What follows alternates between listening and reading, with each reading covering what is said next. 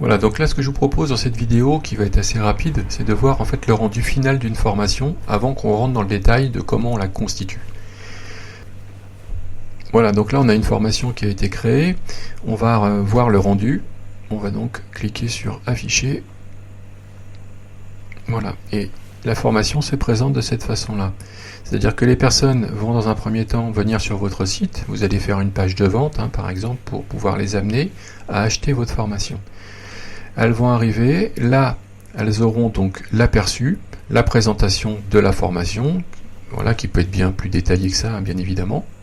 Et puis là vous avez donc le détail avec les différentes formations, modules ou autres qui peuvent exister à l'intérieur.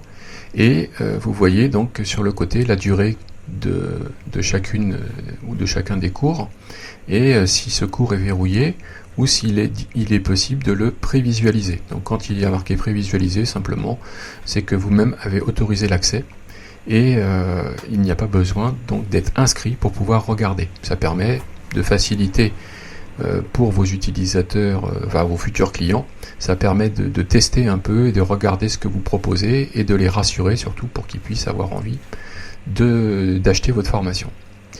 Donc ensuite quand vous cliquez sur un lien, voilà, vous arrivez sur une interface qui va vous permettre de pouvoir visualiser le contenu. Donc là c'est par exemple une vidéo.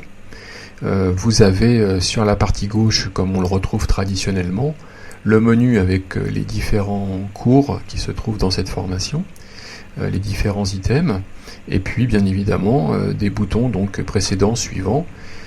Vous pouvez, et on le verra plus en détail ensuite, également créer des quiz pour justement permettre à chaque participant de mesurer son niveau de compréhension. Voilà, et ensuite quand vous cliquez, la vidéo se met en route tout simplement, mais ça jusqu'à là c'est normal. Comme on l'a vu, il est possible de limiter la durée d'accès à une formation. Je pense pas que ça soit forcément très judicieux, mais sachez que c'est possible, et les personnes peuvent à partir de là cocher également, suivant les paramétrages que vous avez effectués, savoir si elles ont validé ou non la formation en question. Et si oui, du coup ça va permettre de suivre ce qu'elles ont déjà réalisé ou pas encore. Voilà, donc cette vidéo est terminée. On va passer maintenant plus en détail sur comment on crée concrètement du contenu, comment on structure la formation, et ainsi de suite.